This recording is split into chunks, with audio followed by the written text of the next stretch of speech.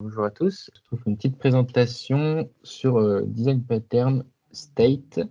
Ça va se dérouler en 3-4 petits points. Première partie, définition de ce que c'est un peu le pattern state. Un UML, un petit cas pratique de type Order Management System et on finira par les avantages et les inconvénients du design pattern. Qu'est-ce que c'est le design pattern state et en quoi ça sert dans la vie de tous les jours? Donc, ça sert principalement à modifier le comportement d'un objet en fonction de son état. Et il peut avoir des comportements différents en fonction de son état aussi. Et des états peuvent être de plus ou moins accessibles en fonction de son état courant. Donc, on appelle ça des dépendances des états.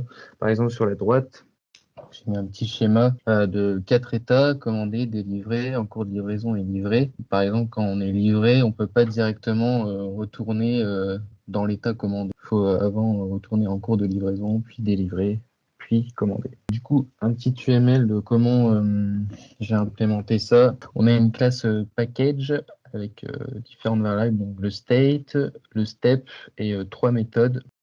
Previous state, next state et print statut pour afficher le statut courant. Ensuite, on a une interface du coup qui définit ces méthodes, donc preview, next, j'aurais pu les appeler pareil. Hein. Et du coup, de là, on implémente les différents statuts, les différents états, pardon. Donc là, j'en ai juste mis un pour l'exemple, donc order state, et dedans, on a 3 méthodes, prev, next et print statut. Ensuite, passer au petit cas pratique que j'ai fait. Donc, on est dans ce cas de figure ici où on veut acheter une bouteille de bière. On clique sur acheter. Notre statut passe en commandé.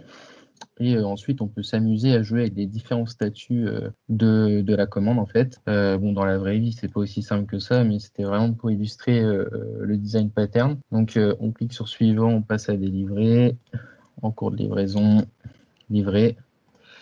On peut revenir aux différents statuts. Et dans la console, on peut voir, normalement j'ai mis des petits console log.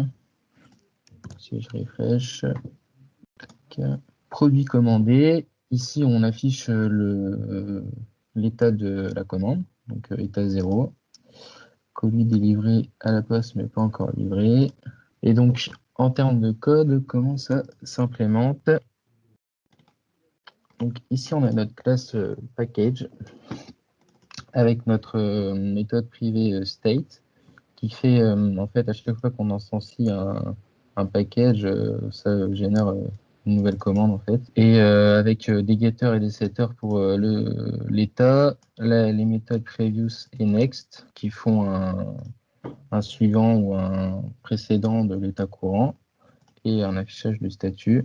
La petite interface et ensuite dans states les différents statuts. Donc le premier statut, on a dit que c'était ordered. Donc ensuite, quand on fait un next, et ben on passe au statut delivered state. Et ici, on lui passe un step égale 1.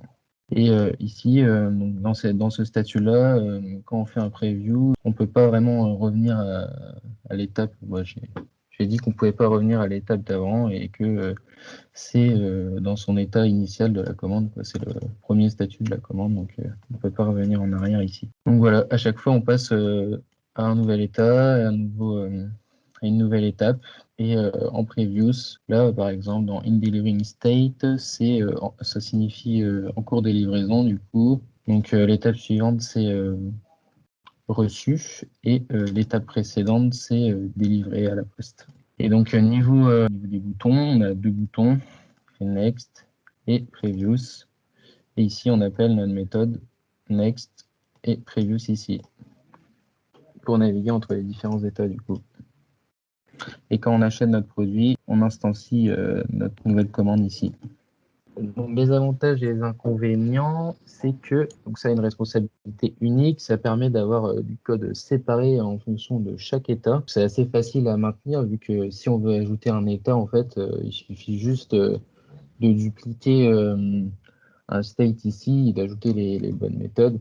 Et on n'a pas vraiment à mettre son nez dans toute la logique qui a déjà été fait avant. Donc ça permet de faire de clean code, de simplifier le code, parce que le principal avantage du design pattern state, c'est justement d'éviter d'avoir des gros switch cases qui font 3000 km pour définir les statuts et les méthodes à implémenter. Mais ça peut être inutile, voilà, faut pas en abuser.